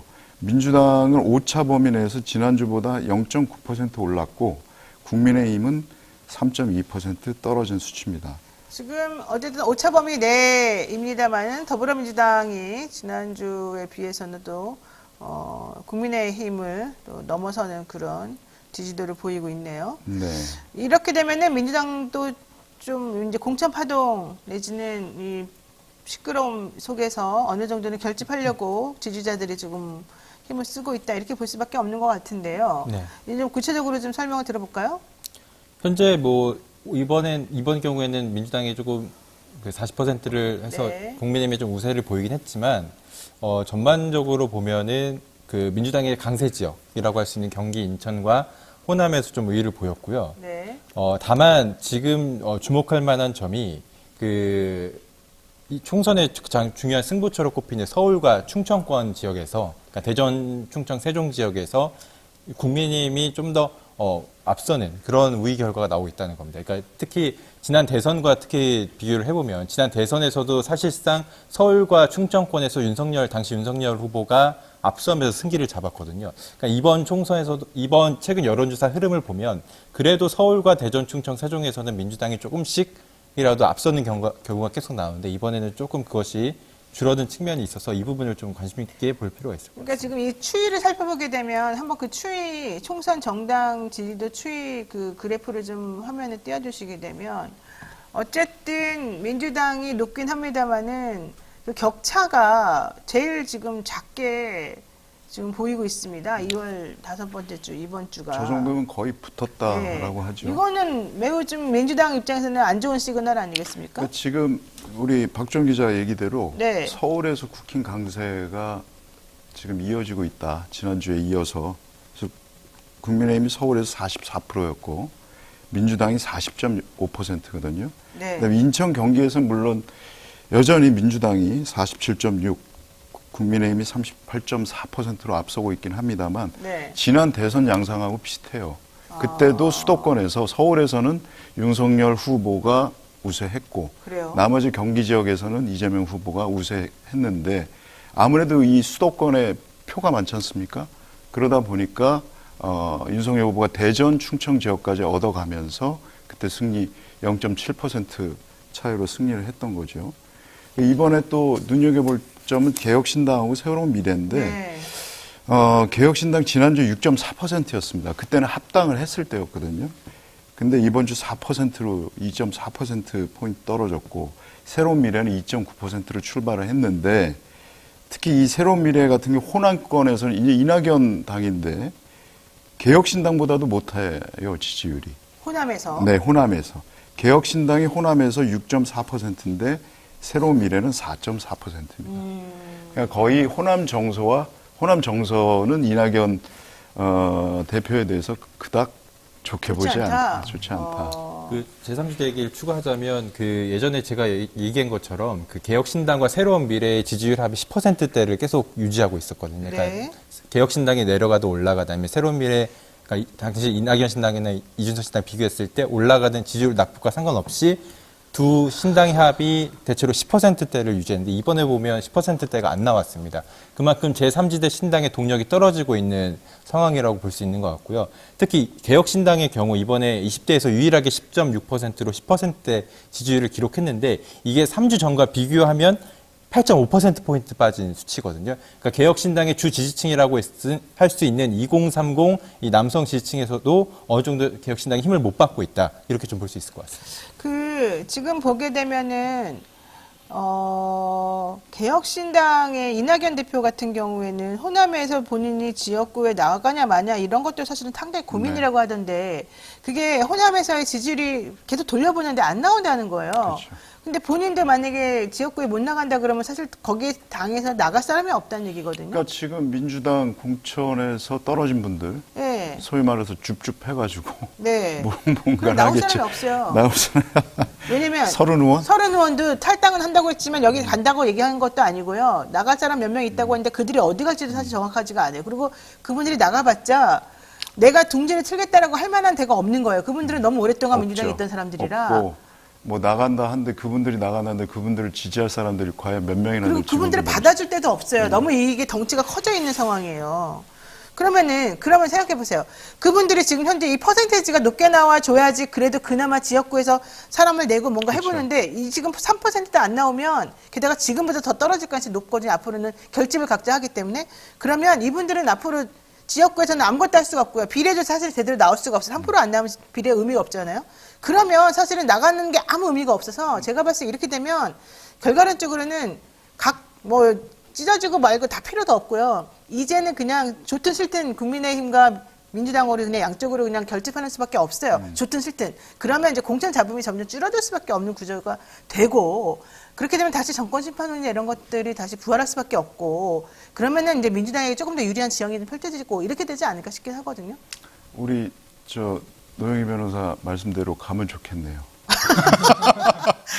아니 그냥 제가 분석해 보니까 그렇다는 거고 전문가들이 보시기에 어떠냐고. 제가 예전에도 말씀드렸지만 4당 그러니까 신당이 더 생겨서 4당 체제일 때보다는 3당 체제가 민주당이 더 위협적이다라고 할 수 있다고 언급한 적이 있었는데 이번에 개혁신당과 이제 결국 새로운 미래가 분리되면서 결과적으로 양당으로 결집하는 모양새가 됐거든요. 그러니까 4당 체제는 결국 양당 체제와 다름없다 이렇게 좀 해석해도 무방하다고 보는데요. 결국 이런 상황이 되면 양당으로 지지층이 결집하게 되고 사실 개혁신당과 새로운 미래의 주 지지층을 보면 대부분 윤석열 정권에서 비판적입니다. 그러니까 이 지지층이 결국 막상 지역구 투표나 이런 거 봤을 때 윤석열 정권을 심판하기 위해선 개혁신당과 새로운 미래를 지지한다고 해도 결과적으로 민주당 후보를 지지할 수 있는 이러한 좀 상황이 될 수 있기 때문에 이 부분을 좀 주목해 보면 좋을 것 같습니다. 지금 우리 노영희 변호사 말씀대로 정권 심판론 쪽으로 이게 총선이 치러지려면 하나의 조건이 있죠.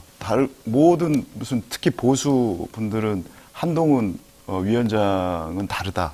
윤석열 대통령과 아니요, 같습니다. 그러니까요. 네, 네. 같습니다. 결국 본질은 행태를 똑같아요. 똑같은 네, 사람들입니다. 네, 근데 네. 그거를 다르게 보기 때문에 이 정권 심판이 제대로 작동을 하려면 똑같다는 거를 아셔야 되거든요.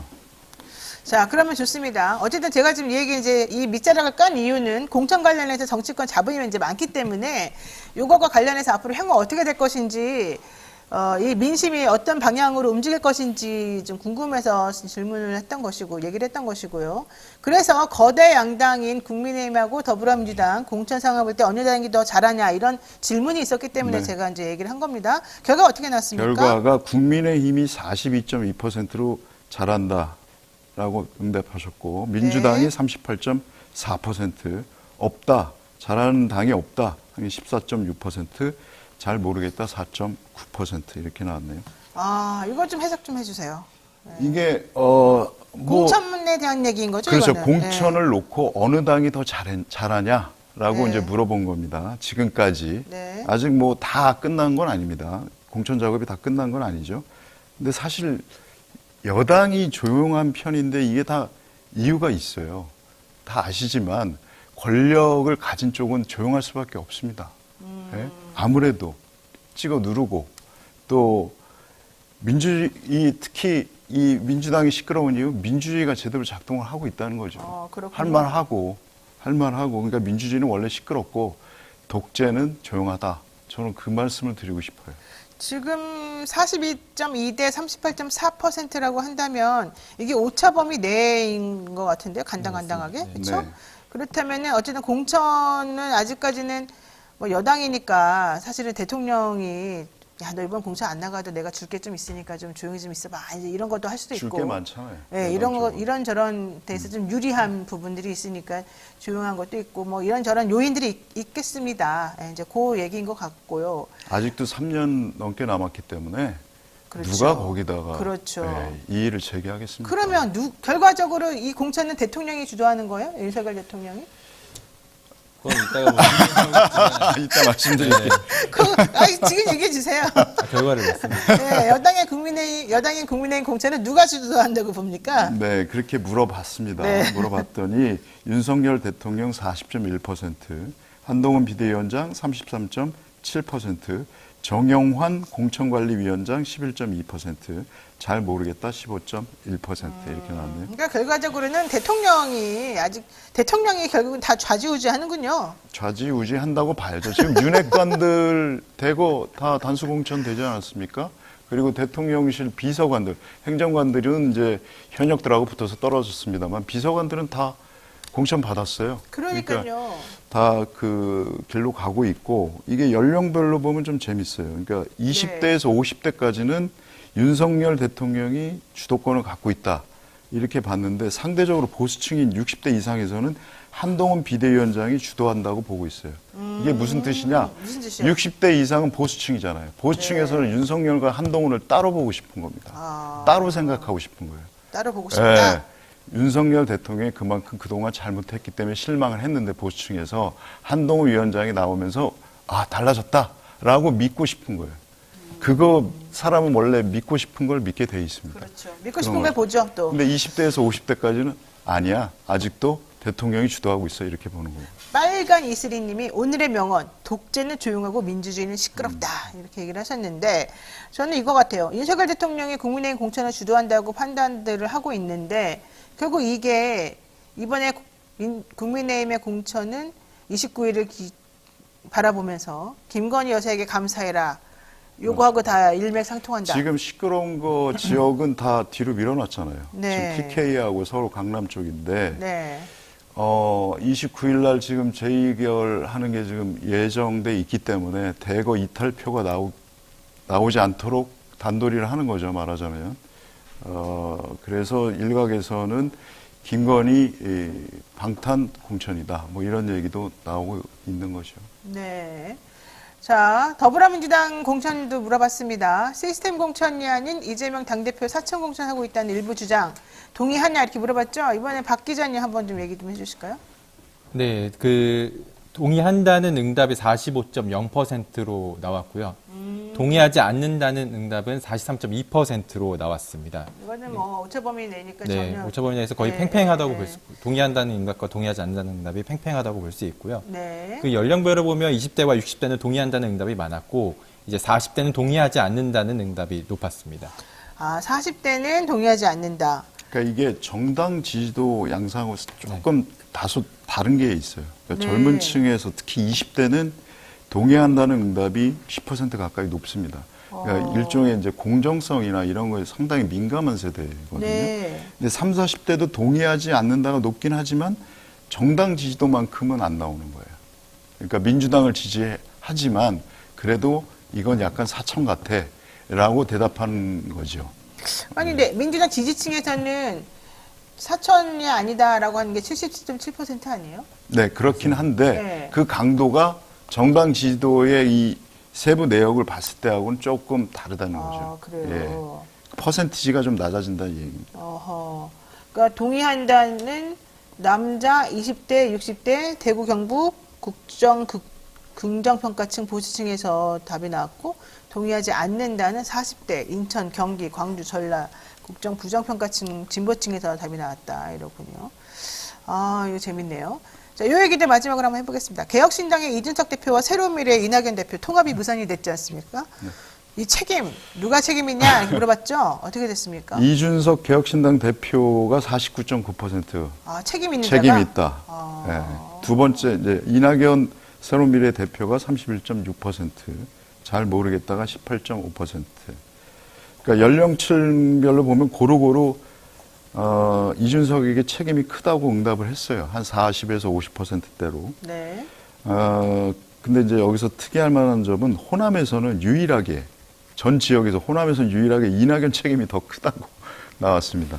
이낙연 책임이 44.8%, 이준석 대표가 36% 이렇게 나왔는데 호남에서는 이낙연 대표에 대해서 더 안 좋은 시선으로 본 겁니다. 이 분당하게 돼버린 게. 네. 네. 자, 그러면은 이준석 아까 같은 맥락이죠. 이준석 네. 대표가 왜 잘못일까요? 뭐에 책임이 있는 걸까요? 그러면?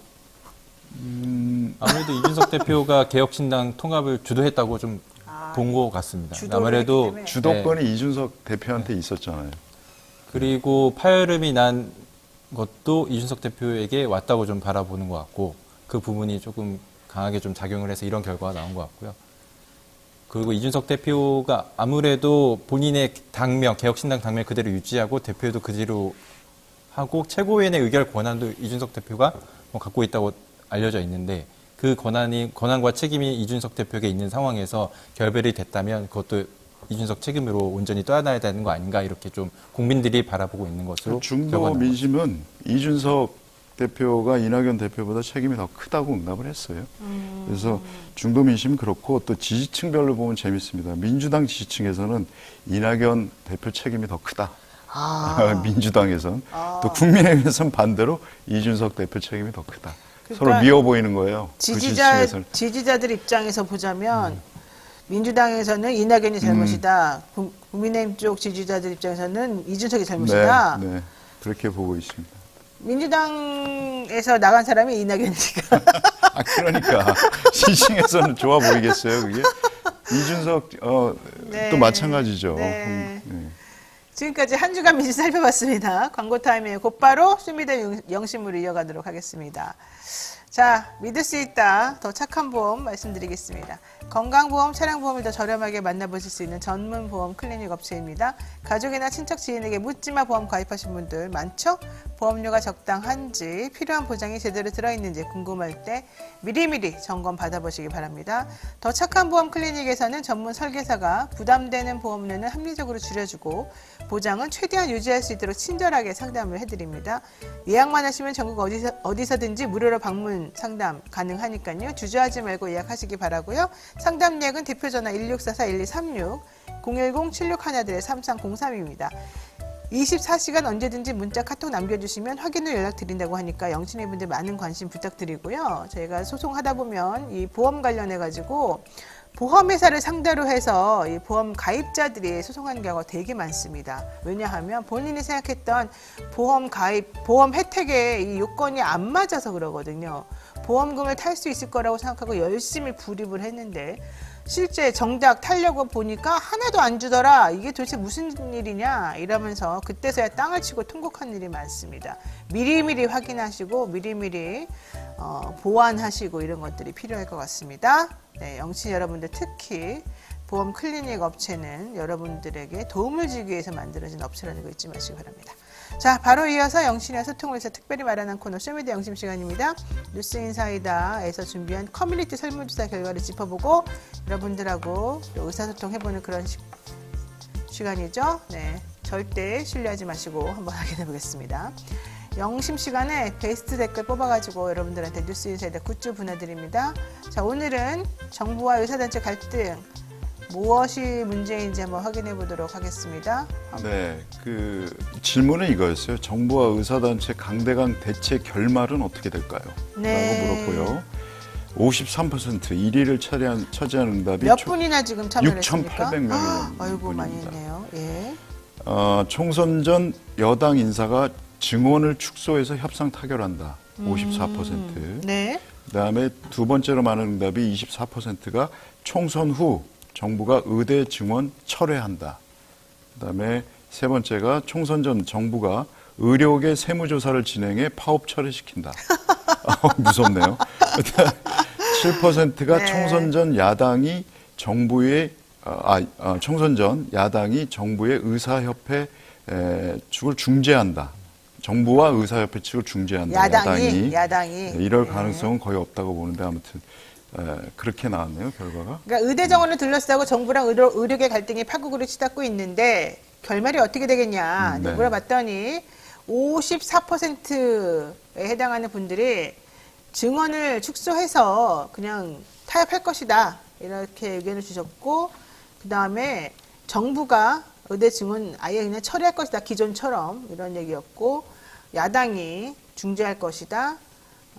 아니다. 세무조사를 시켜서 파업을 처리시킬 것이다. 힘으로 누를 것이다. 뭐 이런 얘기였다는 거죠. 네. 근데 이게 다른 때 커뮤니티 조사에서는 아주 압도적으로 1등이 나오는데 오늘은 조금 다른 결과가 나왔네요. 다른 결과가 네. 자, 어쨌든 댓글 한번 읽어볼까요? 네. 엘님께서 정부 여당의 강력한 모습을 보여주면서 지지자를 결집하려는 정치적 선거 끝나면 흐지부지 될 거다. 일단 몇 명 잡아놓고 인기를 얻은 후 선거 끝나면 이명박근혜처럼 풀어줄 거다. 그러니까 결국은 총선용이다. 총선용이다. 네, 이런 얘기군요. 네. 물결님께서 의대 증원 예전부터 나온 상황인데 총선용 이슈로 활용하는 듯합니다. 스트레스 받습니다라고 댓글 올렸습니다. 이분들 역시 같은 의견이시군요. 네, 유저 WU9님께서 의료 민영화를 위한 밑그림 아닐까 생각해 본다. 의료 민영화까지. 네네. 또 거시적으로 보시네. 네. 유저 H6님께서 걱정인 게 이 정부의 협상 능력이 낙제점이란 거다. 타협을 할 수 있는 것도 괜히 분란을 증폭시켜 일을 키운다. 기소로 협박하는 게 안 먹히면 총칼로 위협할까 걱정된다. 총칼까지 나왔습니까? 야, 이거 너무 심각한데요. 네. 네, 명님께서 시끄럽게 하다가 일주일 전에 감축하여 극적 타결을 보여주는 능력을 과시하며 영향을 미칠 것이다. 시끄럽게 하다가 일주일 전에 감축하다가 극적 타결이야. 무슨 퍼포먼스 하는군요. 네. 이런 여러분들의 댓글이 있었고요. 자, 어떻게 뽑으셨습니까? 댓글 뽑을까요? 저는 네. 의료 민영화를 위한 밑그림 아닐까 생각해 본다라고 큰 틀에서 의료 민영화. 네. 저는 물결님의 스트레스 받습니다. 이 댓글 보겠습니다. 그냥 스트레스 본인 얘기예요? 네. 스트레스 받아요? 저는 마지막 시끄럽게 하다가 극적 타결 정말 보여주는 능력 과시. 예. 네. 자, 어쨌든 많은 분들, 저희가 6,800분을 사실은 이 투표에 참여하신 분들이 있었기 때문에 댓글이 왜 이렇게 조금이야 라고 생각하시겠지만 그렇지 않습니다. 되게 많습니다. 저희가 그중에 엄선한 거니까 올라오신 것만으로도 사실 올라오신 분들 다 드려도 되는데 굳이 뭐 5분 중에 3분 드릴 뭐 이유가 있나 생각합니다만 어쨌든 제가 드린 건 아니기 때문에 오늘 뽑히신 분들 감사드리고요. 앞으로 더 많이 또 참석해 주시기 바랍니다. 고맙습니다. 저희가 준비한 내용 여기까지고요. 잠시 후에 저 노반장이 진행하는 2부 뉴스인사 프라임 진행할 건데요. 오늘 일단 두 분 말씀 여기까지 듣겠습니다. 고맙습니다. 감사합니다. 오늘의 뉴스인사 프라임은요, 서초의 봄 준비되어 있습니다. 네, 서초의 봄은 여러분들이 알다시피 서초동에도 봄이 오는가, 이런 주제로 검찰권 제대로 지금 작동하고 있는지 한번 확인해보는 그런 시간입니다. 뉴스인사 프라임은요, 저 노반장이 진행하는 그런 프로그램이죠. 유튜브 멤버십 가입하시고 뉴스마토 무료로 구독 신청하시면 여러분이 혜택 받으실 수 있는 그런 프로그램이니까요. 아직 구독 못하신 분들 서둘러 주시기 바랍니다. 저는 잠시 뒤에 뵙겠습니다. 고맙습니다.